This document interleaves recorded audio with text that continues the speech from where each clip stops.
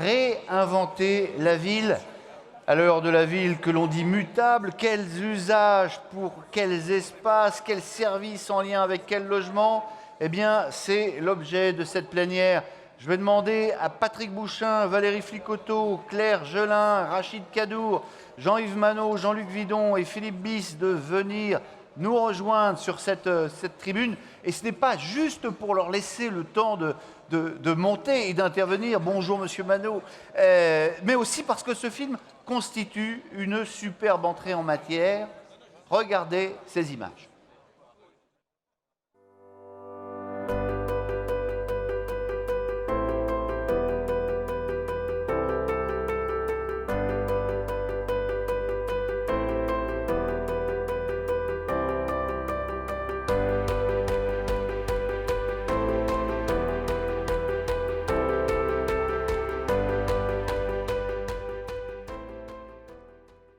Les socialistes français ont une véritable stratégie politique pour prendre des communes, en fait, pour prendre des villes, ce qu'on appellera plus tard la banlieue rouge, et que l'espace fait partie de cette stratégie. Et l'espace fait partie de cette stratégie parce que l'espace, ça permet finalement de mettre en application des théories. Voilà, on prend une commune et on montre ce que finalement le socialisme à l'œuvre peut donner.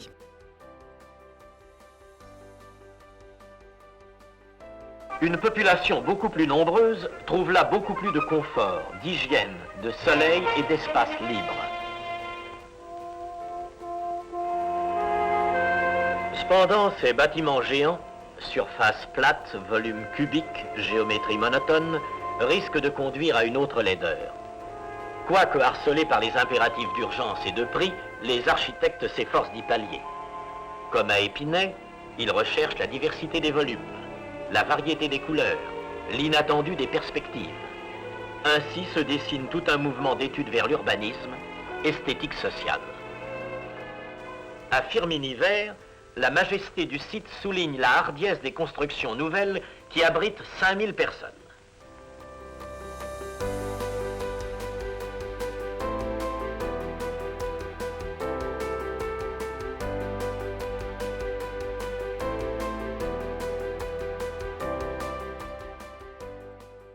On croit qu'uniquement à travers la densité, la concentration et toute une série de situations spatiales qui se créent par cette notion-là, qu'une vie urbaine peut s'installer avec ses conséquences.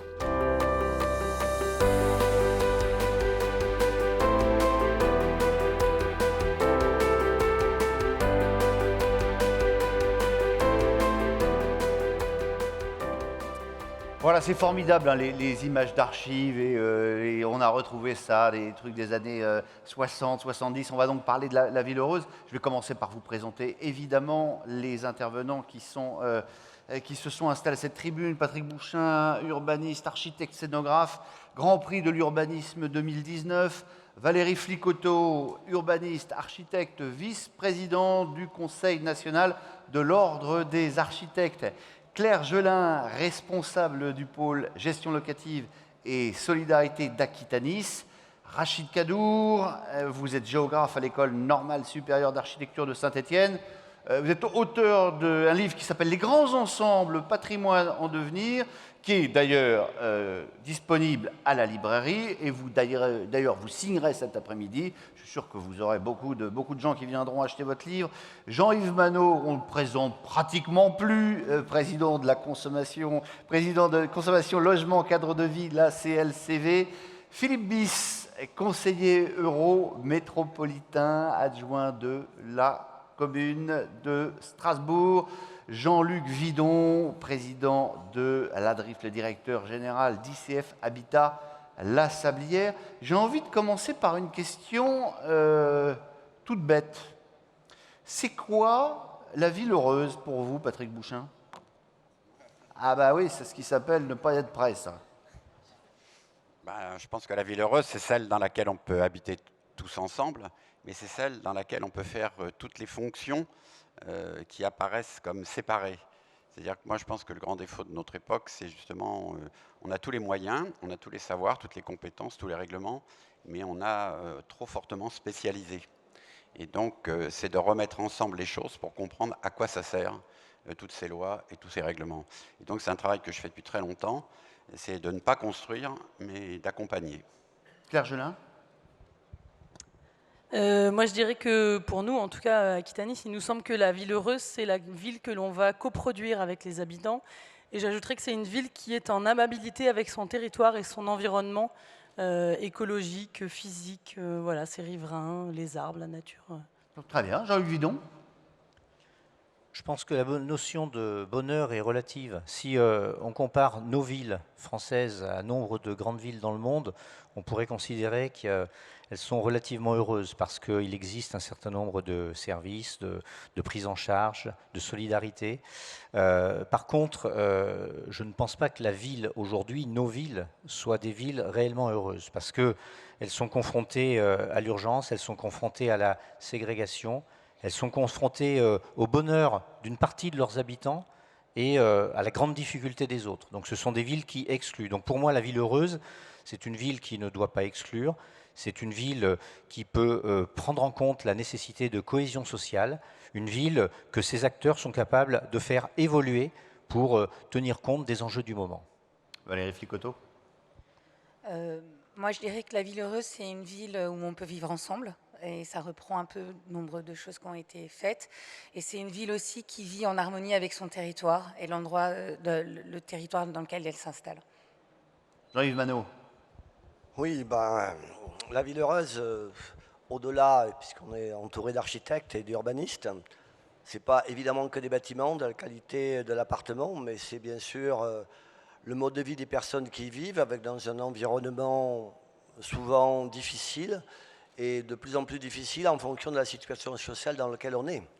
Et je pense que le bonheur, on ne peut pas le dissocier de la situation sociale et des crises successives, et que malgré tous les talents des urbanistes et des architectes, ça ne suffit pas au bonheur absolu. Philippe Bis? Déjà, je voudrais constater qu'au fil des ans, la notion de ville heureuse, elle évolue. Ah ben là, on l'a bien vu dans le film. Hein. Là, de ce point de vue-là, c'était intéressant. Et puis, ça permet peut-être de tenir compte de ce qui s'est passé, de regarder les choses avec une certaine humilité, de se projeter vers l'avenir. Aujourd'hui, la ville heureuse, c'est, de mon point de vue, la ville qui répond à deux urgences. L'urgence climatique, évidemment, et l'urgence sociale. Et donc, c'est forcément une ville inclusive, ça a été dit, qui permet non seulement de vivre ensemble, mais également de faire ensemble, et c'est très important aujourd'hui. Rachid Kaddour? Je rejoins globalement mes coéquipiers. Oui, mais ça, c'est le problème d'être le dernier à s'exprimer. Forcément, mais je formulerai à ma façon aussi. Je dirais 2 points. Donc, une ville où des besoins humains, physiques simples peuvent être satisfaits. Donc, un air non pollué, ce genre de choses, de la nourriture saine, de l'eau saine, ce genre de choses. Et puis, deuxième point, une ville partagée, je dirais, où tous les habitants ont droit à ce qui fait la ville. L'habitat confortable, les équipements, les services, ce genre de choses. En fait, l'inverse d'une ville ségrégative ou avec des enclos, des quartiers qui sont déconnectés des autres et où il n'y a pas d'échange avec l'autre. Bon, si je vous comprends bien, finalement, en France, on n'a sans doute pas les villes les plus malheureuses du monde, néanmoins, on est quand même loin du compte. Jean-Luc Vidon, quand il faut maintenant se dire qu'on va réparer la ville ou l'améliorer, comment est-ce qu'on peut faire? Est-ce qu'on peut faire complètement table rase du passé? Les organismes ont bien sûr un lien avec le territoire, son histoire, ses habitants. Est-ce que c'est pas trop contraint parce qu'ils ne peuvent pas faire ce qu'ils veulent complètement? Les jeux d'acteurs sont toujours complexes. Vous avez raison de rappeler d'abord que depuis leur longue histoire, les organismes ont contribué ou ont cherché à contribuer à la création de la ville heureuse. Les gratte-ciel, Villeurbanne, que je connais bien, c'est une tentative de créer un centre-ville. Les cités-jardins qui ont été créées. Et puis l'origine même des organismes HLM qui étaient là pour régler des problèmes d'insalubrité. Et même les grands ensembles. Et même avant, les phalanstères, familistères. Absolument, absolument. Et même les grands ensembles qui ont remplacé les bidonvilles qui existaient. Donc on voit bien que la question de ville heureuse, comme vous le disiez tout à l'heure, est quelque chose qui évolue. est quelque chose qui est complexe à traiter. Aujourd'hui, la ville heureuse, telle qu'on cherche à la faire, est une ville qu'on va souvent reconstruire sur ce qui existe. C'est une ville qui va chercher à éviter l'étalement urbain. Et puis, comme le disait Jean-Yves Manot, c'est une ville, et c'est sans doute un des points essentiels, qui va chercher à inclure, qui va éviter de voir coexister du bonheur, ou du moins des gens qui sont en situation de grande richesse, et puis des personnes qui sont totalement en situation d'exclusion. Donc, pour finir de répondre à votre question, les bailleurs sociaux dans tout ça, eux, ils jouent sur l'un des registres, qui est tout simplement de permettre l'accès au logement, mais bien au-delà de l'accès au logement, de permettre à chacun un habitat et les services adaptés qui permettront d'accéder à la ville, de faire en sorte que la ville ne devienne pas progressivement inaccessible. Et quand on voit l'explosion des prix de l'immobilier, on a du souci à se faire. Donc la ville heureuse, c'est en permanence quelque chose qui doit faire l'objet d'une construction entre l'ensemble des acteurs pour éviter des dérives et puis prendre en compte les grands enjeux du moment tels que la donnée environnementale qui a été évoquée tout à l'heure. Alors, je voudrais passer la parole à Rachid Kaddour. Je le rappelle, vous êtes géographe, vous avez notamment travaillé sur Firminy, dans la Loire, Firminy vert, dont on a vu quelques images dans le documentaire. Comment est-ce qu'on réhabilite la ville moderne pour qu'elle soit conforme aux nouveaux impératifs, et Philippe Biss en a parlé, et tout le monde en parle, ces impératifs aujourd'hui absolus de développement durable. Vous allez nous en dire quelques mots. Alors oui, merci. Effectivement, je parle depuis en fait un programme de recherche qui porte sur ces questions-là, qui s'appelle Firminy de la ville moderne à la ville durable. Donc c'est un programme mené par l'Université et l'École d'architecture de Saint-Étienne, en partenariat d'ailleurs avec l'Union sociale pour l'habitat et avec le ministère de la Culture. Et en fait, nous travaillons sur une question simple à partir du cas de Firminy, dont je vais vous montrer quelques images. La question, c'est de savoir si un grand ensemble produit dans les logiques de la modernité peut être saisi par des logiques plus contemporaines, celles de la ville durable. Et alors, je mets plein de guillemets à durable pour montrer le caractère un peu approximatif de ce terme-là. Donc un tout petit point rapidement sur Firminy d'historique et de présentation pour comprendre ce que je veux dire. Donc on est dans les années 50 et on veut construire avec ce grand ensemble un cadre d'habitat moderne. Donc là, tout le monde sait où est Firminy. Firminy, c'est pas très loin de Saint-Étienne. Effectivement, dans la Loire, à côté de Saint-Étienne. Dans la Loire, à la limite de la Haute-Loire. Donc cette modernité se définit. Alors j'ai une première image, si le technicien peut me montrer. Regardez, vous l'avez devant vous, c'est pas la peine de vous tourner. Pardon, c'est pas la peine de me tourner. Je passe les images. Voilà, la modernité se définit d'abord, quelqu'un l'a dit tout à l'heure, par l'opposition à la ville traditionnelle qui, dans ces territoires industriels, est très marquée par la cohabitation avec l'industrie, une industrie souvent très, très présente, et là, en l'occurrence, polluante, même si on ne disait pas le terme à l'époque, on ne le disait pas comme ça. Donc ça, ce que je vous présente, ce sont des extraits d'une plaquette qui était distribuée aux habitants de Firminy vert pour qu'ils puissent, j'y reviendrai un peu après, apprendre à habiter ce quartier-là. Donc une modernité en opposition avec la ville traditionnelle, et puis une modernité qui se définit par la mise en œuvre de principes, de normes, de modèles d'aménagement que vous avez là. Alors l'image est coupée, il y avait un petit clin d'œil au titre de la communication, c'était pour créer le cadre d'une vie heureuse. Il manque le heureuse. Voilà. Donc on est en plein dedans. Et donc on en voit en face de ça des principes, des normes. Donc dans la cité, il faut du soleil, je ne vais pas tous vous les détailler, vous les avez sous les yeux, mais de l'air pur. Bibliothèque, église, école, commerce. Exactement. Formidable. Et puis dans le logement, il faut, et là c'est la représentation d'un immeuble de Firminy vert, confort, détente, etc. Donc je ne reviens pas sur tout ça, c'est des choses que vous avez déjà dit, que vous connaissez. Voilà, si ce n'est qu'on construit avec des normes et des principes, et Firminy en l'occurrence est construit carrément suivant une charte, la charte d'Athènes, qui est rédigée par Le Corbusier suite à des échanges avec des architectes modernes. Donc il suit quelques-uns des grands principes de cette charte-là, la présence d'équipements nombreux, la hiérarchisation des voies de circulation, et puis la grande présence d'espaces verts conditionnés par la construction d'habitats collectifs et en hauteur. Donc ça, c'est le projet initial, et puis finalement, aujourd'hui, 60 ans après, on se retrouve dans une situation assez difficile, puisqu'il y a énormément de vacances et de rotation dans ce quartier-là. On a presque 20% de vacances sur 1000 logements, c'est assez impressionnant. Alors le contexte de Firminy, qui est une ville aujourd'hui en décroissance, joue pour beaucoup, en décroissance démographique et économique, mais il n'y a pas que ça, il y a un vrai désamour et rejet de ces formes-là. Donc voilà le constat. Donc ce que je veux verser à la discussion, à l'issue de cette présentation un peu rapide, ce sont 2 points. D'abord, se méfier de ces grands principes, de ces grandes normes, de ces « il faut viser le bonheur », parce qu'on a un peu la tendance, c'est un point de vue, à le reproduire aussi. Aujourd'hui, je prends l'exemple dans ces tendances de durabilité. Je prends l'exemple des écoquartiers, dont on voit quelques-uns aujourd'hui ont de la difficulté. Donc tous ne sont pas condamnables, mais voilà, on a des normes, on a des principes, etc. Lesquels? Attendez, expliquez-moi, parce que je veux comprendre là. Alors, je ne vais pas citer de noms d'écoquartiers, mais on voit que des écoquartiers... Et pourquoi vous ne les citeriez pas? Parce que si le propriétaire organise HLM. Ouais. Non, l'idée, c'est qu'il y a certains écoquartiers d'abord qui n'atteignent pas les performances souhaitées. Et puis, il y a l'idée que là-dedans, on impose aux gens une façon d'habiter, comme on le faisait là à l'époque. À l'époque, on vous disait comment vous devez laver votre sol, ce que vous devez faire avec vos voisins, etc. Il y a un peu ça dans les écoquartiers. Eh oui, il y a des gens qui veulent faire le bonheur des gens, même malgré eux. Il y a un peu de ça. Et donc, est-ce que la durabilité, avec tous les guillemets, et le modernisme d'aujourd'hui, je ne sais pas. C'est une question ouverte, je n'ai pas la réponse, le programme est en cours, et de toute façon, il n'apportera pas la réponse. Et puis le deuxième point que je voulais verser, et j'en termine là, promis, c'est sur le devenir des grands ensembles. Parce qu'en entendant, ils existent encore.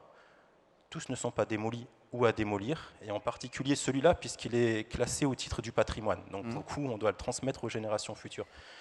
Et donc, qu'est-ce qu'on fait ?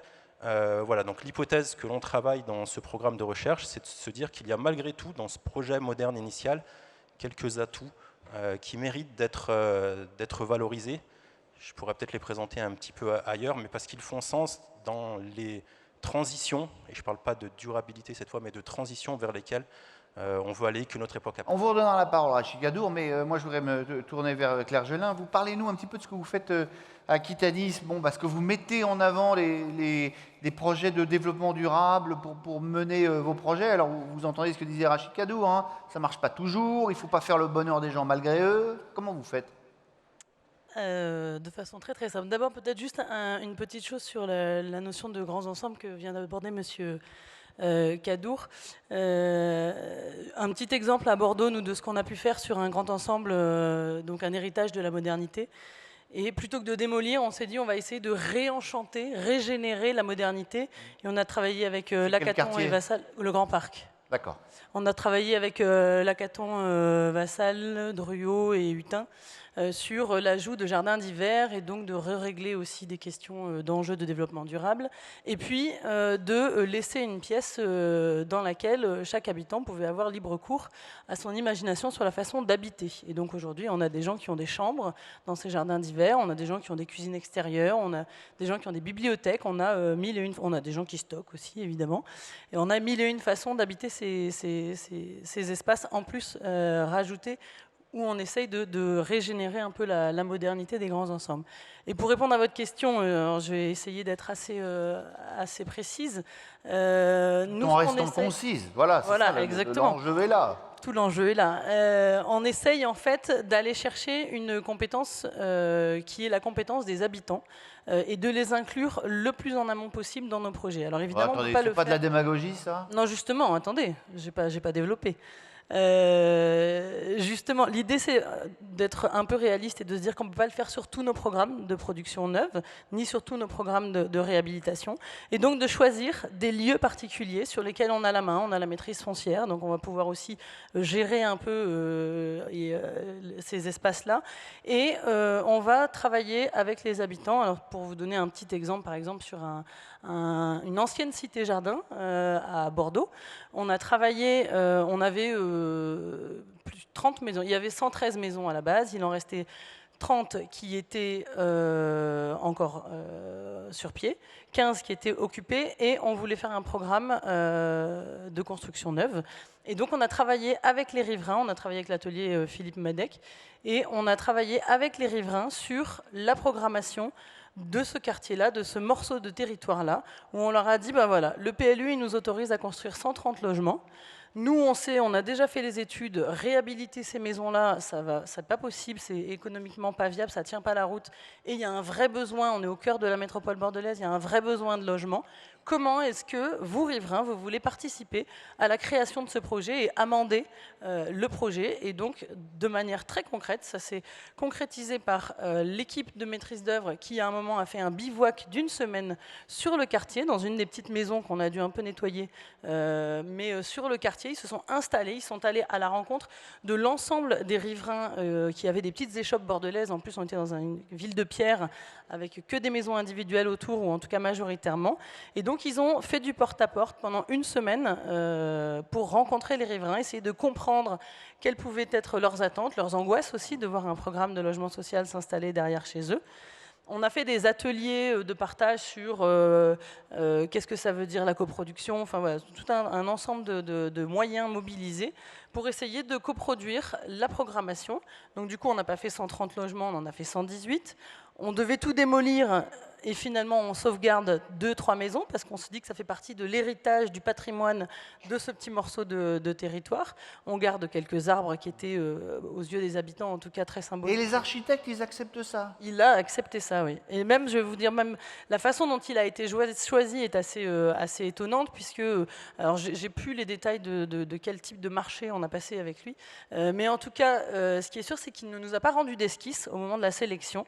Il restait 3 équipes, il n'a pas rendu d'esquisse et il a dit, moi, j'ai pas de projet, puisque vous voulez le coproduire avec les habitants, moi j'ai une page blanche, par contre j'ai une méthodologie. Voilà ce que je vais faire, voilà comment je vais aller chercher les habitants, voilà comment je vais aller à leur rencontre, et voilà comment je vais coproduire le projet avec eux. Donc, en tout cas, cet architecte-là, oui, il est rentré dans le... On va demander à Valérie Flicoteau ce qu'elle en pense, parce qu'on les connaît, les architectes, c'est des gens, ils savent tout, ils sortent leur fusain, leur carnet, ils vous griffonnent un truc, et ils ont la réponse, la réponse pour rendre les gens heureux. Alors ensuite, le sont-ils ou pas? Il y a d'ailleurs une très bonne question qui vient d'être posée. La ville heureuse est-elle synonyme d'habitants heureux? Ou est-ce que c'est synonyme d'architectes et d'urbanistes heureux? Merci pour la question. Ah bah voilà, là, vous n'êtes pas venu pour rien, là, vous voyez. Parlez bien dans le micro. Oui.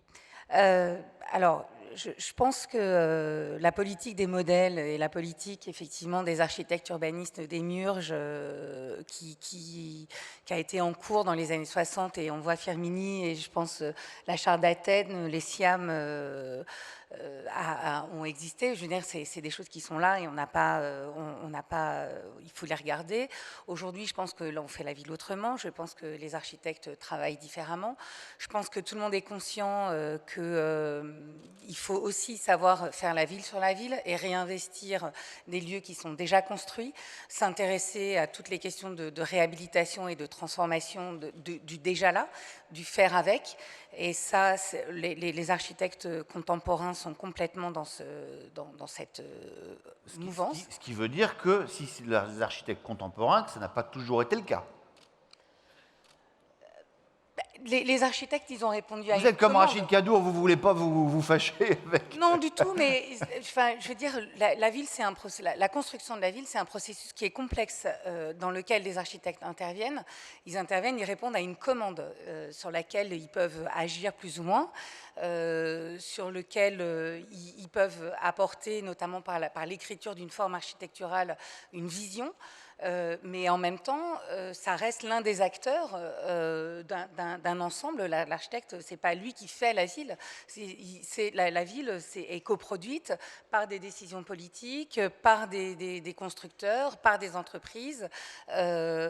Donc, l'architecte, lui, est l'un des membres de cette communauté. D'accord, je comprends ce que vous dites. C'est finalement, il doit rester à sa place. Patrick Bouchain, qu'est-ce que vous en pensez? L'urbaniste, lui, il dessine sa ville.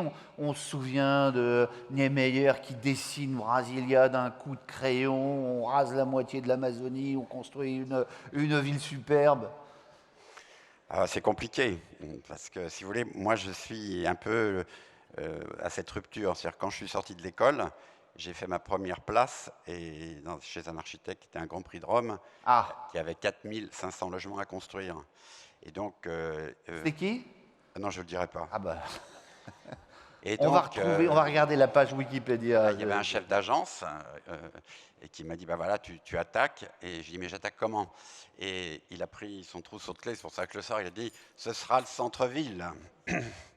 Et il l'a acheté sur ma table à dessin. Et je dis, mais maintenant, je fais quoi? Il m'a dit, bah maintenant, tu vas prendre telle affaire, telle affaire, telle affaire, et on va réassembler le tout. Et on sort, je dis, mais je peux aller voir le terrain quand même.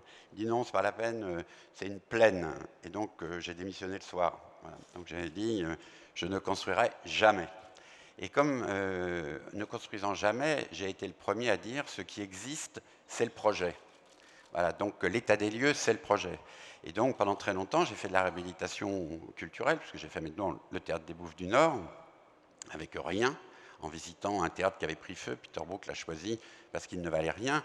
Et ce qui est assez drôle, c'est que l'esthétique de ce théâtre, quand Peter Brook se déplace, c'est pas qu'on brûle les théâtres, mais on les peint en noir pour que ça fasse comme le Théâtre des Bouffes du Nord. Alors après, j'ai commencé à faire des lieux occupés. Et puis après, j'ai commencé à faire de l'habitat autogéré groupé. Et puis, ont commencé à arriver les problèmes dans les cités. Et donc, à ce moment-là, moi, j'ai commencé à dire, je m'y intéresse, parce que ça fait 25 ans que moi, je n'ai pas voulu dessiner cet habitat répétitif. Et peut-être qu'on commence à se dire maintenant, il faut non plus construire des bars et des tours, mais peut-être revenir aux maisons. Peut-être que c'est la maison qui fait le bonheur, et peut-être que la barre et la tour fait le malheur. Donc là-dessus, j'étais contre. Mais quand vous avez dit ça, attendez, vous vous êtes pas retrouvé avec votre tête en haut d'une pique? Bah, quand j'ai dit ça, j'ai eu beaucoup de problèmes. Donc, je vais pas. Donc, j'ai fait tout le temps, si vous voulez, des sauts entre l'enseignement, parce que j'ai pensé que je l'avais pas appris à l'école. Donc, j'ai créé un département environnement dans une école d'architecture. Après, j'ai créé une école de design avec Jean Prouvé et Charlotte Perriand. Et ensuite, après, j'ai pensé qu'il fallait être dans la maîtrise d'ouvrage. Donc, j'ai dirigé un service dans une ville. Après, j'ai été l'assistant d'un ministre de Jacques Lang pendant 10 ans, justement, pour voir comment ce qui était décidé ne pouvait pas être construit. Donc, j'ai sans cesse passé de usager, maître d'ouvrage et maître d'œuvre. Et puis, arrivé à la fin un peu de ma vie, quand même, donc il y a 13 ans, j'ai décidé de m'attaquer justement aux grands ensembles, considérant que comme j'étais contre la table rase avant, j'allais donc m'opposer à la table rase qui était faite sur les grands ensembles. Et j'ai fait une opération absolument, on pourrait dire, expérimentale, mais demandée par un élu. C'est-à-dire que dans le cadre d'une opération en rue à Boulogne-sur-Mer, il y avait eu une grande partie de la cité du chemin vert qui avait été démolie, et il y avait des maisons qui avaient été construites en 1970, et ces maisons, on avait mis dans ces maisons tous les gens qui étaient des cas sociaux très difficiles dans les bars. Et on allait donc démolir ces maisons dans le cadre de l'ANRU. Alors j'ai posé... Parlez bien dans le micro. J'ai réellement posé la contradiction. On a donc construit, on avait des maisons, on a construit des bars et des tours, on a dit que c'était la raison du malheur. On a mis les gens en difficulté dans les maisons, et maintenant, ces gens en difficulté, on va détruire les maisons pour les remettre peut-être dans des tours reconfigurés. Oui, parce qu'aujourd'hui, ce qu'on dit, c'est que la maison individuelle, c'est le logement du malheur, parce que c'est de l'habitant dispersé, ça oblige les gens à prendre leur voiture et à mettre des gilets jaunes. Enfin bon, donc c'est un éternel... Alors du coup, j'avais un maire donc volontaire pour peut-être ne pas démolir, qui était en même temps président d'un office d'HLM, Habitat du Littoral, qui était... d'accord pour expérimenter. Alors, j'ai fait une expérience de dire, est-ce qu'on peut, avec l'argent de la démolition, réparer ces maisons occupées? Tout à l'heure, vous avez utilisé le mot démagogie, mais en effet, ce n'est pas de la démagogie. Hein, il faut faire cette tentative. Peut-on associer réellement les habitants? Et donc, j'ai tenté de démontrer qu'on pouvait faire du logement social réhabilité, comme j'avais fait des équipements culturels réhabilités. Et donc, on a décidé d'habiter nous-mêmes la cité. Donc on a habité 3 ans la cité du chemin vert, une maison qui était murée, on l'a démurée et on a montré qu'elle était habitable par quelqu'un qui n'était pas peut-être issu de la casse sociale qui était à cet endroit. Et en habitant cette maison, on n'a pas fait, donc il y avait 60 maisons et 300 personnes, on n'a pas fait un projet de 60 maisons, mais on a fait 60 projets de une maison.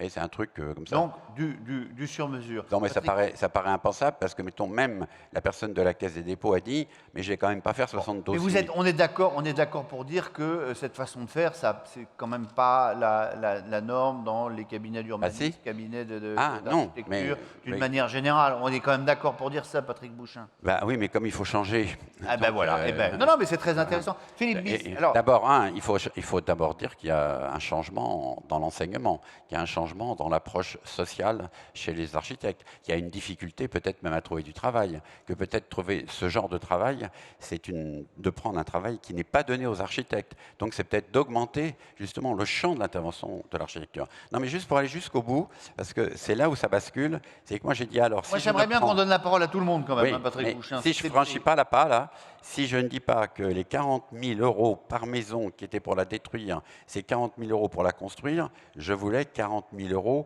à consommer librement.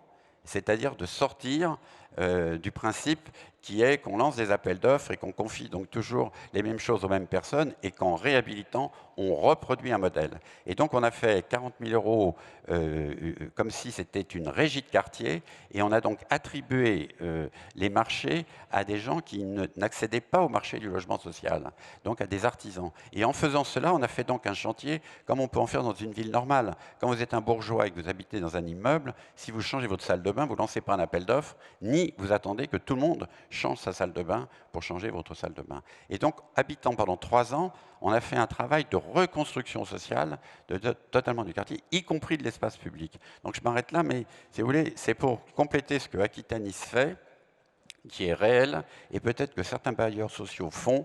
On ne peut pas refaire la table rase sur la précédente table rase. On doit avoir une deuxième couche sociale, et je pense que la ville heureuse, c'est la ville justement qui réintégrera le social, non pas au niveau d'un modèle social construit, mais d'un modèle social d'acteurs et d'action. Philippe Bis, oui, attendez, Patrick Bouchain. Comment est-ce que vous faites le lien? Alors, vous êtes élu à la mairie de Strasbourg, entre la volonté politique forte affichée d'un maire qui va dire on va donner en plus un message politique. C'était intéressant, on l'a vu sur Villeurbanne, on est exactement sur ce schéma-là.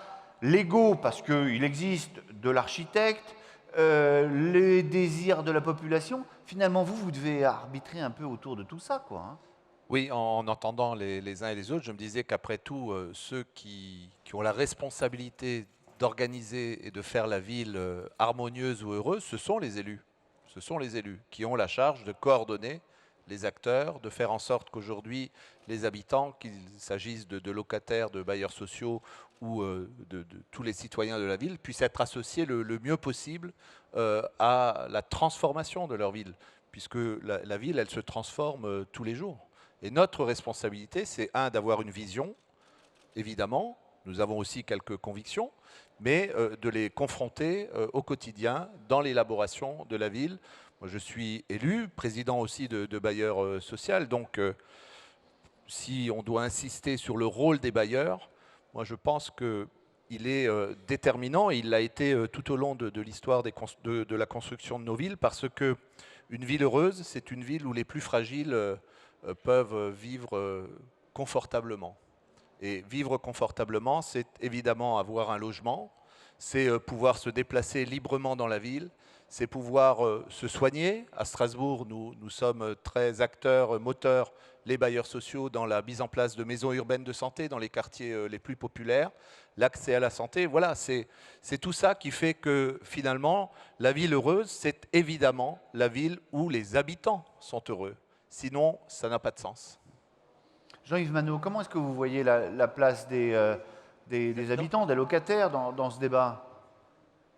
Le problème, c'est qu'à part quelques exceptions, parlez bien dans le micro. À titre d'exemple, on voit bien que par rapport à la dimension de la problématique de recoudre la ville partout sur le territoire, il y a tellement de dégâts sur le sujet que je pense que d'écouter les habitants, c'est indispensable.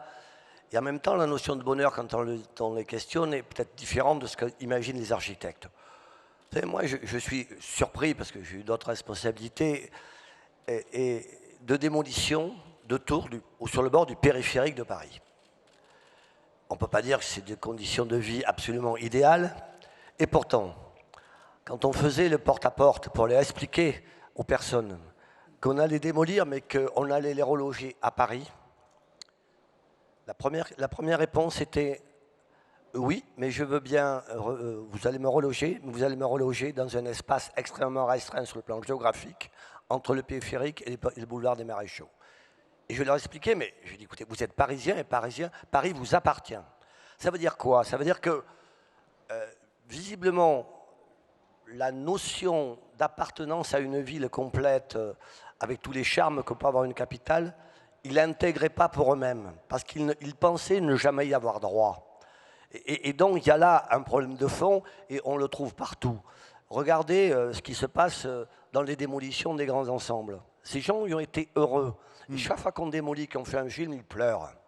Bah, c'est une partie de leur vie qui disparaît. Absolument. Et donc, voilà. Quelle qu'ait été leur vie, d'ailleurs. Il faut qu'ils doivent le reconstruire avec eux. Donc, c'est difficile, c'est exigeant. Et en même temps, il faut les faire avancer. D'abord, il faut leur proposer du beau bâtiment, dans une belle ville, etc., dans un ensemble où on n'est pas uniquement le logement, mais bien évidemment le lieu de vie commun, le commerce à côté. Écoutez, quand on voit encore, y compris des zones en rue restructurées, où il n'y a pas un commerce, je suis désolé, mais ça ne peut pas être la ville de demain. Ça peut pas être la ville. Ça sera sûrement du développement durable, parce qu'on aura choisi les bons matériaux, etc., etc. Mais c'est pas ça uniquement la vie. La vie, c'est l'activité, aller au travail, au loisir, avoir droit à la culture, etc., de façon accessible. Et qu'on le veuille ou non, les périphéries des villes de hier resteront les périphéries des villes de demain, si on n'a pas un regard un peu plus global, d'encadrement global de l'activité, de ce qui constitue une ville heureuse. Ça existe. Souvent, c'est au centre des grandes agglomérations, et le reste, c'est un peu le sentiment de rejet. Et je rejoins tout à fait, je fais le lien avec ce que je disais tout à l'heure. Ils pensent qu'ils n'y ont pas droit, et ça, je crois qu'il faut leur proposer sur place pour avoir une vision globale d'inclusion dans la ville. Jean-Luc Vidon, vous voulez réagir? Oui, moi je voulais réagir sur la question que je trouve très pertinente. La ville heureuse est-elle synonyme d'habitants heureux? Ah bah oui. Ça dépend. C'est une bonne question. Ouais, c'est une très très bonne question et la réponse est compliquée. Oui, évidemment, mais il y a les habitants d'aujourd'hui, dont on dit qu'il faut les associer en permanence par la concertation, par l'élaboration des projets avec eux, à ce qu'est la ville heureuse. Il y a les habitants de demain. Ouais, dans 20 ans, dans 20 ans, dans 30 ans. Et ces habitants de demain, ils ont besoin que la ville évolue pour être heureuse dans 20 ans. Ce qui n'est pas forcément simple à gérer pour les élus ou pour les bailleurs sociaux, par exemple, puisque se pose la question de la transformation, de la densification, avec des oppositions classiques. Je veux construire, moi, des logements sociaux pour compléter l'offre et faire en sorte que les habitants de demain puissent habiter dans telle ou telle ville d'Île-de-France qui est carencée. Les habitants d'aujourd'hui s'y opposent par des recours. Il y a donc cette deuxième dimension. Et puis il y en a une troisième. Il y a tous ceux qui aujourd'hui voudraient vivre dans la ville heureuse. Parce que des villes comme nos métropoles, elles attirent, elles font venir des gens qui viennent de loin ou de très loin. Et ils continueront à arriver. Parce que c'est la situation dans toutes les métropoles mondiales. C'est aussi une des rançons de la gloire, si j'ose dire, des métropoles. Et donc la ville heureuse, pour moi, c'est aussi une ville qui doit être capable d'intégrer ces personnes, qui ne doit pas les laisser au bord du boulevard périphérique, par exemple, mais qui doit être capable de faire en sorte qu'ils soient accueillis, qu'ils soient intégrés. Donc la ville heureuse, c'est celle des habitants qui y vivent aujourd'hui, c'est celle des habitants de demain, et puis c'est celle de ceux qui n'y habitent pas, mais qui voudraient y vivre. Et les organismes là-dedans? Eh bien, les organismes HLM, ils font déjà pas mal de choses, justement. Ils aimeraient bien, parfois, être davantage accompagnés par certaines collectivités. La ville de Paris attendez, n'est pas en cause. Vous êtes en train de vous... Tout le monde surfile la patate non, chaude. Non, on ne surfile pas la patate. Les architectes disent on n'a pas entretenu nos bâtiments. Les établissements disent c'est la faute des politiques. Les politiques disent de toute façon les locataires font n'importe quoi. Enfin, tout le monde surfile la patate chaude. Non, en fait, je pense que ce que j'ai dit tout à l'heure, c'est que la ville heureuse ne pouvait être heureuse que si les acteurs travaillent ensemble. Mais pour que les acteurs travaillent ensemble, il faut avant tout une volonté politique. Et c'est, jusqu'à preuve du contraire, aux élus de définir la politique. Les bailleurs sociaux sont des acteurs, ils font des choses, ils en font de plus en plus d'ailleurs, c'est le modèle français du logement social, qui fait qu'on fait aujourd'hui bien plus que de construire, donner des clés d'un logement, mais qu'on offre des services, on propose des évolutions. Mais la politique de la ville, elle est définie par les élus. Ce qui veut dire que la ville heureuse, c'est une question très politique, d'abord de gouvernance, d'échelle de gouvernance. En Île-de-France, on n'y est pas. On est loin du compte, par exemple, sur cette question. Et puis, ensuite, c'est une question plus locale qui permet de définir ce qu'il doit y avoir, je rejoins ce que disaient Philippe Bis ou Jean-Yves Manot, sur ce qu'apporte la ville heureuse, sur la composition de la ville heureuse. Mais je rajoutais que les bailleurs sociaux font déjà beaucoup parce qu'ils logent, et en Île-de-France, je le répète souvent, le logement social est le seul logement qui soit abordable à la majorité des Franciliens, c'est le seul aujourd'hui. Donc ça, il faut le prendre en compte. Et puis au-delà du logement, nous travaillons beaucoup avec le secteur associatif, avec certaines collectivités, pour, par exemple, prendre en compte les questions d'hébergement, les questions d'accueil, les questions d'insertion, d'intégration que j'évoquais tout à l'heure. Et dont nous avons parlé à l'heure de la dont vous avez parlé à la table précédente, ronde précédente avec Michel Attard, qui a raconté des expériences extrêmement intéressantes, d'ailleurs, entre Paris et d'autres villes du territoire. Je vais donner la parole à Claire Gélin, mais Michel Bis, là, Philippe Bis, pardon. Je viens d'entendre Jean-Luc Vidon qui dit finalement, le patron, c'est le politique. Donc vous avez les pleins pouvoirs ou est-ce que vous avez tout de même des contraintes? Parce que j'imagine que quand vous allez voir le bailleur social qui vous dit eh ben, attendez, ça c'est pas possible, ça on peut pas faire ça comme ça, comment ça se passe? On a le pouvoir, mais on a aussi les contraintes, des contraintes. Et donc notre rôle aujourd'hui, je pense, je voudrais quand même dire qu'on débat là de la ville métropole, plutôt que des villes petites, moyennes. Le débat serait sans doute différent. Il y aurait sans doute différent sur la préciser. désertification des centres-villes. Voilà, tout à fait. Donc le rôle du politique, comme je le disais avant, à partir de la vision qu'il a de la ville, et effectivement aujourd'hui il n'y a plus de modèle. C'est-à-dire la ville heureuse à Strasbourg n'est probablement pas la même que celle qu'on peut faire à Nantes, à Rennes ou à Montpellier. Il y a des similitudes, mais il y a aussi des différences. Donc, à partir de la vision, le rôle de l'élu, qui a probablement changé aussi, c'est-à-dire il n'impose plus. Aujourd'hui, il réunit les acteurs à partir de la vision et il coproduit, c'est en tout cas ce que nous essayons de faire à Strasbourg, il coproduit la ville de demain.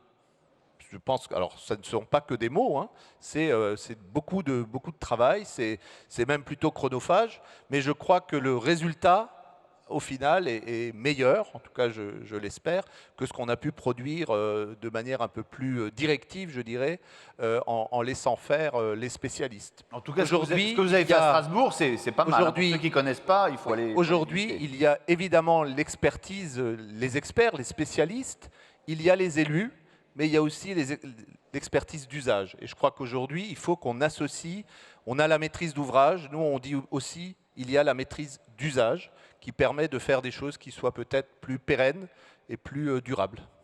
Claire Gélin, puis Valérie Flicoteau et Patrick Bouchin. Oui, simplement pour compléter ou nuancer peut-être ce que vous venez de dire, monsieur Vidon. Effectivement, nous, on est implantés dans des territoires où il y a des politiques locales qui doivent s'appliquer, qui nous échappent et tout ça.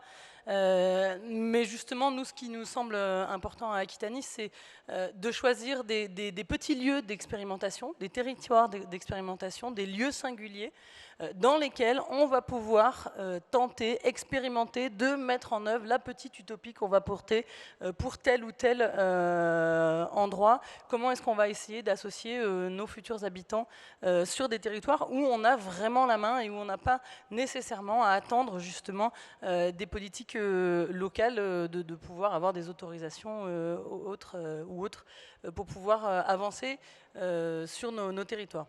Oui, parce qu'il faut avancer. Ah oui, il faut avancer, on est d'accord. Et du coup, en préparant un peu l'intervention aussi, où on se replongeait en préparant avec l'USH dans tous ces différents modèles qui ont été pensés pour les habitants plutôt. On parlait de la charte d'Athènes, les cités-jardins, le modernisme. Et c'est vrai que... Ah, la charte d'Athènes, pas grave. Ah, je pourrais pas... Ça me rappelle des souvenirs.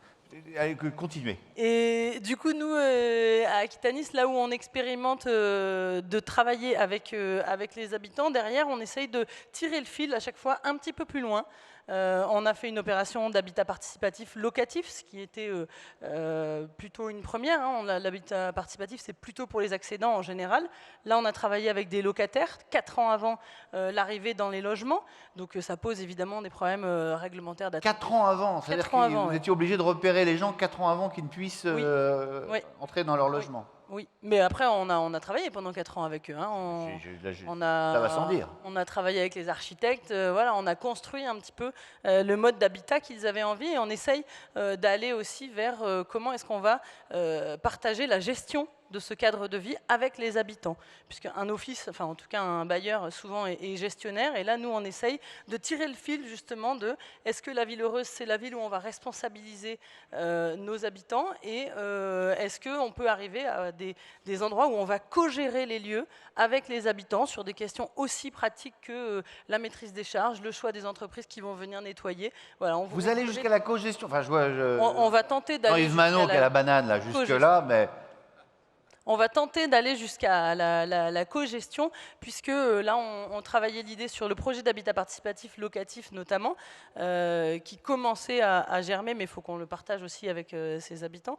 C'était de dire, est-ce que demain, il pourra exister une sorte de syndicat de locataires qui n'aura pas la forme des syndicats de copropriétaires, parce qu'ils ne sont pas propriétaires, mais en tout cas avec lesquels on pourrait partager des questions que l'on traite en syndicat de copropriétaires, parce qu'en plus, on sait quelque part que les habitants, chez Aquitanis, en tout cas, il reste au moins une douzaine d'années. Donc les faire participer à des grandes décisions d'entretien du patrimoine, ça nous semble intéressant, ça nous semble avoir du sens, et ça participe de l'appropriation aussi du lieu de vie, il nous semble en tout cas. Valérie Flicoteau.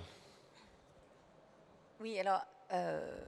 moi, je pense aussi que par rapport à toutes ces questions, et notamment par rapport à la question de la ville heureuse et du destin de la ville, on est dans un moment aussi un peu particulier où l'alerte climatique nous oblige aussi tous à mon avis, redéfinir la façon dont on a réfléchi la ville jusque-là. Et quand je dis tous, c'est bien sûr l'ensemble des gens qui fabriquent la ville et des habitants. Ça nous impose aussi de regarder à nouveau comment personnellement chacun habite son logement, son territoire, sa ville. Par rapport à ça, je voulais en revenir sur la question de quelle responsabilité, pourquoi la responsabilité de l'élu. Moi, je pense que, et on le voit bien aujourd'hui dans les grosses problématiques de la crise du logement qu'on évoque, l'un des plus gros problèmes, c'est l'accès au foncier. L'un des plus gros problèmes, c'est la préservation aussi du vide, c'est-à-dire bien gérer l'intensité entre les espaces ouverts, qui sont des ressources et des poumons, et les espaces construits avec une densité qui est admissible et vivable pour tous. Donc ces questions-là sont en train de se redéfinir, et moi je pense que... Et c'est prioritaire pour vous? C'est complètement prioritaire. Je pense que ça interroge aussi les gouvernances. Monsieur parlait tout à l'heure de la bonne échelle de gouvernance. Je pense qu'on ne réfléchit pas à une politique d'aménagement commune par commune. Je pense qu'on réfléchit à une politique d'aménagement à l'intérieur d'une collectivité urbaine, communauté de communes, métropole, mais en tout cas avec une gestion de l'acte de construire et des réglementations d'urbanisme qui est à l'échelle du territoire. Je pense aussi que les territoires entre eux, dans le paysage français, se sont trop souvent vécus en concurrence les uns vis-à-vis des autres, alors qu'ils pourraient jouer beaucoup plus de leur complémentarité.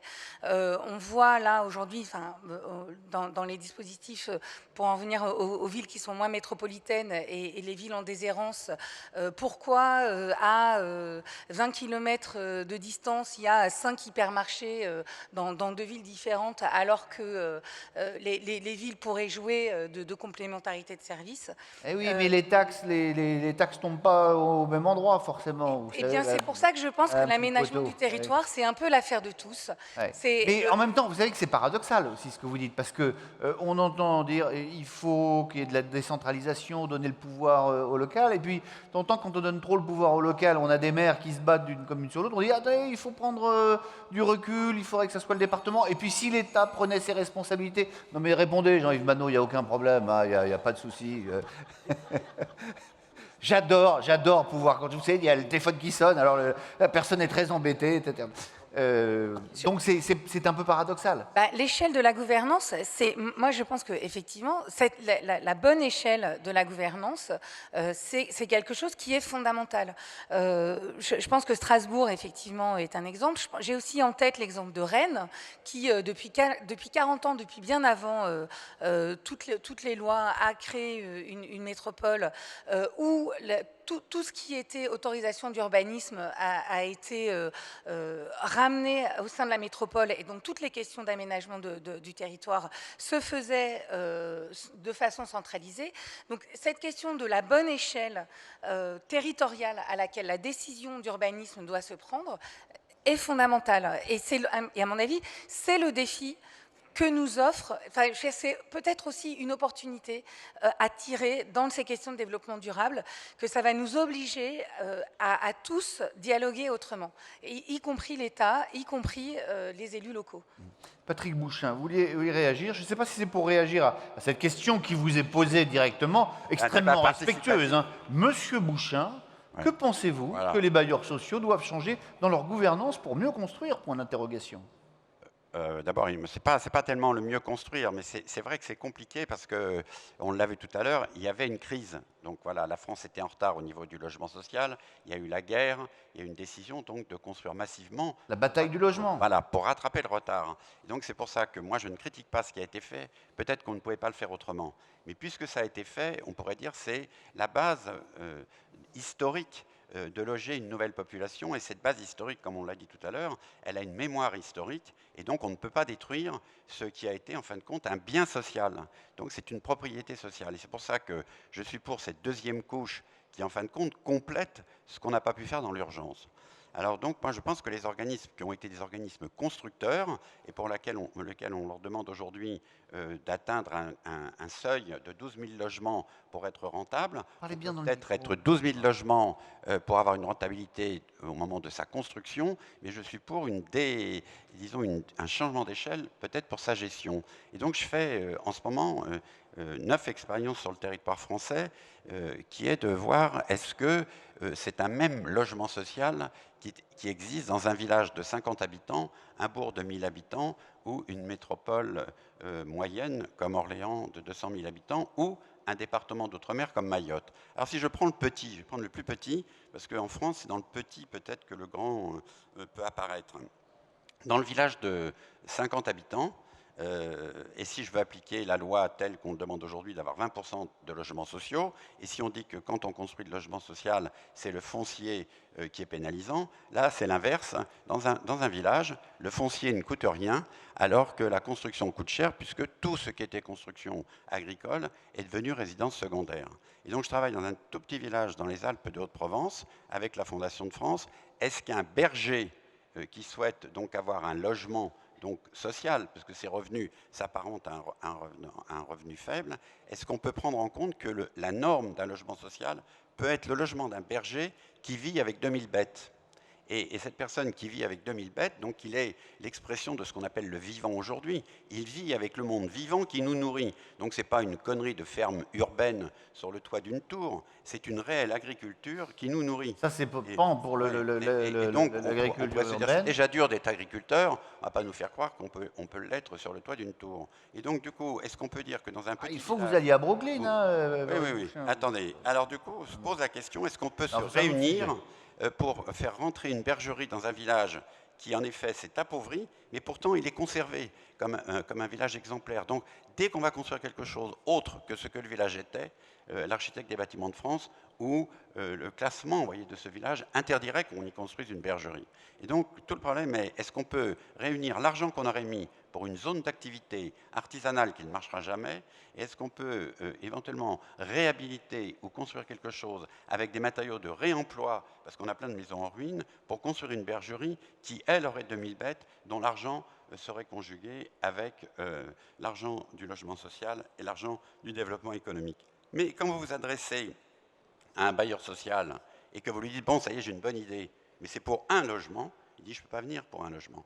Alors j'ai déjà fait cette expérience en Ardèche, c'est de considérer par défaillance que la collectivité, la commune, qui est la plus petite unité démocratique et qui est un exemple typiquement français, est-ce qu'elle ne peut pas être maître d'ouvrage et être accompagnée par un organisme, voyez ? Est-ce qu'on ne peut pas déléguer cette maîtrise d'ouvrage en ayant un savoir et l'accompagner ? Et donc en Ardèche, j'ai mis 11 ans pour construire 2 logements.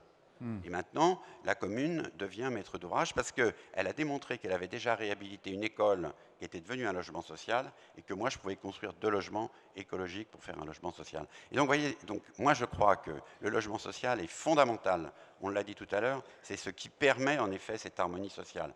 Il y a un tiers des Français qui vivent dans le logement social, mais ce qu'on doit changer, c'est peut-être son modèle ou son image pour l'élargir et le saupoudrer sur l'ensemble du territoire. Il n'y a pas que les métropoles, il y a un tiers des habitants du territoire français qui entretiennent notre paysage et qui doivent habiter, parce que ces gens-là sont modestes, dans des logements aidés. Donc c'est pour ça que l'APL est indispensable et que le logement social est indispensable. Rachid Kaddour, vous nous avez présenté tout à l'heure ce qui se passait à Firminy, on parlait du passé. Aujourd'hui, vous qui êtes à la pointe de la recherche sur ces questions-là, géographe que vous êtes, vers quelle piste on va ? Quelle forme devrait prendre finalement, urbanistiquement parlant, architecturalement parlant, puis en termes d'organisation de la cité, cette ville heureuse? Merci pour la question, merci pour les titres et tout ça. Je vais répondre. Mais soyez pas modeste, Rachid. Non, je vais répondre très humblement. Je renvoie la question aux architectes. Par contre, sur les héritages de ces grands ensembles, je peux reprendre ce que j'aime bien faire, incarner dans une situation, un peu comme fait Patrick Bouchain. On va à Firminy, alors pas par goût du localisme, hein, mais parce que je crois qu'il est bien de voir les singularités des territoires, et en même temps parce que Firminy est assez exemplaire d'autres situations. Il y a malgré tout, il a été question de mémoire du logement social, il y a quand même des atouts dans ce projet initial de Firminy Vert qui nous reste aujourd'hui. D'abord, il y a des espaces végétalisés, en pleine terre, non pollués, ce qui, l'air de rien, est une richesse. Donc il y a ça qu'il faut essayer de tirer vers le haut. On constate qu'ils ne sont pas très bien appropriés. Peut-être que leur statut n'est pas très bien défini entre public, collectif, individuel au pied des fenêtres. Il y a peut-être ça à clarifier. Et puis il y a peut-être après les séquences à faire entre le passage du public à l'individuel, en travaillant des seuils, des parcours, etc. Mais il y a quand même cette richesse-là. Il y a la richesse de l'idée de la mutualisation, à savoir qu'on concentrait des personnes ici, 1070 logements, mais du coup, il était légitime d'amener tous les équipements qui font avec, et donc on se retrouvait avec une ville assez complète. Et puis, il y a aussi quelque chose qui est drôle maintenant, c'est la hiérarchisation. Je vous parlais tout à l'heure, non pas comme ça comme une boutade, mais de la hiérarchisation des voies de circulation. Le cœur de l'opération est exclusivement piéton. Ça, on en est quand même vachement revenu, hein, des théories de Corbusier sur les dalles. Et, là, on a donné, quoi. Hein, sauf que là, c'est pas sur dalle, c'est en pleine terre. Et en attendant, aujourd'hui, on piétonise des cœurs d'opération ou ce genre de choses. Enfin bref, il y a tous ces aspects spatiaux qui sont dans le programme initial, qu'il faut transformer, adapter, etc. Mais qui, c'est l'hypothèse que l'on pose, qu'on essaiera de démontrer, et peut-être qu'elle ne sera pas démontrée, qui peuvent être des atouts pour revenir. Donc ça, c'est les questions spatiales. Et puis l'autre atout extrêmement lié à la modernité, il y a le projet sociopolitique qui était porté, qui en fait est le projet du logement social, qui est né en même temps que cette modernité. Alors c'est difficile de résumer, mais le projet, celui dont il est écrit que c'est un modèle français, qui est de proposer pour le plus grand nombre, de manière accessible en termes de revenus, un logement le meilleur possible. Ça, pour le coup, il faut essayer de le maintenir, de se bagarrer. Alors, je sors un peu du sujet peut-être, mais c'est quelque chose qui est quand même très fort et qui est éminemment durable, si je reprends ce mot, parce qu'il touche au social, à l'économique, à l'environnemental, etc. Donc, il y a des groupes comme ça, des grands ensembles qui sont emblèmes de ça, parce qu'ils emportent la mémoire, je reviens sur le mot de mémoire, et donc c'est ce que nous proposons de regarder à travers ce cas singulier, mais peut-être exemplaire. Philippe Bis. Oui, moi je partage évidemment ce point de vue, mais peut-être sur la manière de quelle ville veut-on aujourd'hui. On a parlé de la ville dense, elle ne peut être que dense, je dirais. La question, c'est comment on organise cette densité. Vous avez évoqué les villes, et c'est vrai qu'aujourd'hui, la ville dense, elle peut être compacte, mais elle ne doit pas être standardisée. Et le risque qu'on connaît aujourd'hui, peut-être, quand on regarde les grandes villes françaises, c'est qu'on aboutit à un certain standard de développement des nouveaux quartiers. Les écoquartiers, ça a été évoqué. Et, on est passé d'un standard à un autre, parce qu'on voilà, on tout à fait. aime bien les Et standards quand même. on aime bien les standards. Et le risque, c'est que ce standard, dans 20 ans, ne soit peut-être plus tout à fait adapté à l'évolution de notre monde. Ça va très vite. On vit une révolution numérique, on vit une révolution sur les voitures. Quelle est la place de la voiture dans 20 ans dans nos villes? C'est une vraie question. Mais quand on est élu, on doit se la poser aujourd'hui. Dans la ville qu'on construit aujourd'hui, comment on va intégrer la place de la voiture qui sera probablement autonome, voilà, les parkings On n'en sait souterrains. rien en fait. Hein. Bah si, on le sait, c'est juste une question de temps. Les parkings souterrains probablement ne serviront à plus rien, on peut l'envisager. Donc voilà, faut-il encore en faire aujourd'hui? Je pourrais vous raconter des Faut-il histoires encore en de faire logements aujourd'hui? construits dans les années 70 où on faisait des cuisines minuscules parce que les architectes ou les urbanistes avaient décidé que de toute façon les gens ne feraient plus la cuisine, qu'ils ne mangeraient plus que des plats cuisinés. Non mais là je parle du progrès technique dont on sait qu'il finira par être standard, et la voiture effectivement, elle existe déjà, la voiture autonome, monsieur Delagarde. Elle existe. Oui. Non, mais attendez, je dis que c'est vrai que les usages ont... Et le deuxième point... C'est très compliqué et... Bien sûr. Le deuxième point que je voulais aborder sur la métropolisation. C'est un terme qu'on n'a pas utilisé, mais aujourd'hui on a acté, quand j'ai été député dans une autre vie, on a acté cette métropolisation par une loi même, qui a défini, il y en a une vingtaine aujourd'hui sur le territoire national, les métropoles. Et la ville heureuse, le périmètre, c'est celui aujourd'hui de la métropole. Mais la responsabilité des métropoles, me semble-t-il, pour que ceux qui vivent en dehors de la métropole et qui ont aussi le droit d'être heureux, la responsabilité de la métropole, c'est de réussir ce maillage, maillage territorial, de manière à ce que les emplois qui sont concentrés aujourd'hui dans les métropoles puissent aussi peut-être aller dans les villes moyennes ou les centres-bourgs. Jean-Yves Manot, pardon, j'allais vous appeler Jean-Luc, mais c'est un autre Manot. Comment est-ce que vous voyez, si on se projette un petit peu, la place des locataires dans tout ça? De toute façon, la place des locataires, ils la prendront dans la mesure où les habitants, s'ils ne sont pas heureux, le feront savoir un jour ou un autre, et par des balanciers parfois relativement dangereux. Donc il faut faire effectivement attention à ce que nous envisage en leur nom, pour eux, et les faire participer, c'est une très bonne chose, me semble-t-il. Mais je crois qu'il y a une certaine urgence à s'attaquer à ces problèmes-là. Vous savez, je regardais la dernière question que vous n'avez pas posée, quid de la demande d'habitants de vivre avec des gens du même milieu social? Il y en a plein que je n'ai pas posé. Hein. Je crois que c'est aussi important, la ville heureuse aussi, c'est aussi la mixité. Et la mixité, ça s'organise. Il ne faut pas avoir peur de la mixité, y compris dans les immeubles, y compris dans les immeubles de logements sociaux. Du PLS pour les couches moyennes, du plus pour les petites couches moyennes et le PLAI pour des gens qui sont en difficulté, ça vit, ça existe. Alors votre copain de la CNL n'était pas d'accord avec ce que vous dites, mais enfin bon. Oui, mais ça c'est son problème. problème. Le droit de pas être d'accord. Moi, j'ai de l'expérience. Et même les logements sociaux, à 25% dans les copropriétés privées, ça marche. Et après tout, on ne réinvente rien. Quand Haussmann construisait ses bâtiments, il y avait des étages nobles et moins nobles.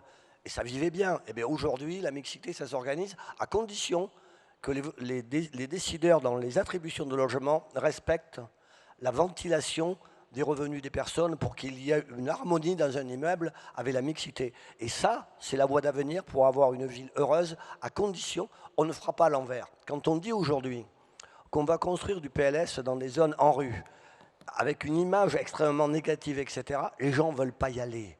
Donc, il y a là des vraies difficultés parce qu'on va faire un bâtiment PLS à côté d'un bâtiment plus, et à côté d'un bâtiment PLAI, et puis tant qu'à faire, on va mettre un foyer de travailleurs migrants et une résidence d'urgence. Bien évidemment, ça ne peut pas marcher comme ça.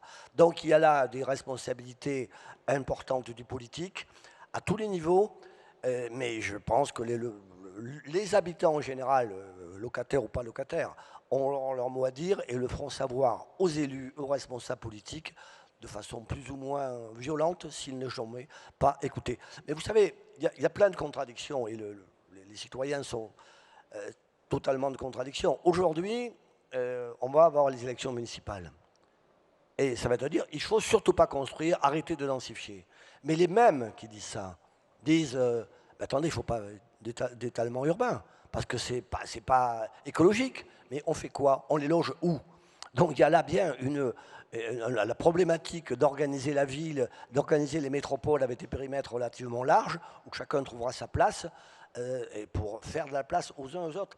Il n'y a pas ceux qui ont la chance d'habiter au cœur de la ville et les autres qui n'auront jamais cette chance-là. Donc il faut faire de la place de tout le monde. Valérie Flicoteau, vous avez vu la dernière question qui vient d'arriver. Quelles transformations sont nécessaires pour la formation des architectes afin de construire la ville heureuse? Moi, j'en vois deux. J'en vois les inciter de plus en plus à connaître toutes les questions de développement durable et de changement climatique, et la construction biosourcée et l'intégration de matériaux biosourcés et de cycles courts dans la construction. Et la deuxième, c'est réinvestir totalement le champ de la réhabilitation et de la rénovation. Et de faire des questions de rénovation, des questions de projet. Il y a du projet dans le réinvestissement et la rénovation. Moi, je pense que on n'est plus dans la politique des modèles, on est dans la politique de s'adapter au cas par cas, à chaque situation. On a besoin d'intensifier intelligemment, c'est-à-dire de préserver la ressource foncière et en même temps de continuer à construire. Donc ça se fait bien sur des terrains sur lesquels il y a des choses qui sont déjà existantes. On n'est plus aussi dans la ségrégation des fonctions. Je pense que Patrick Bouchain l'a rappelé, l'une des pires héritages de la charte d'Athènes, c'est le fonctionnalisme, c'est d'enfermer les territoires dans des cases et dans des zones. Toutes les politiques de zonage, ZAC, ZUP, Z, ZUP, tout ça, ça fabrique aussi de la ségrégation. Et je pense qu'on n'en est plus là, on est au-delà de ça, on doit inventer de nouveaux modèles pour travailler ensemble. Et encore une fois, je redis que les questions de changement climatique, comme disait monsieur, amènent des problématiques et des quadratures du cercle qui, de toute façon, vont nous obliger tous à revoir nos modèles et revoir nos priorités. Et on va donner le mot de la conclusion à nos deux bailleurs, évidemment Claire Gélin et puis Jean-Luc Vidon.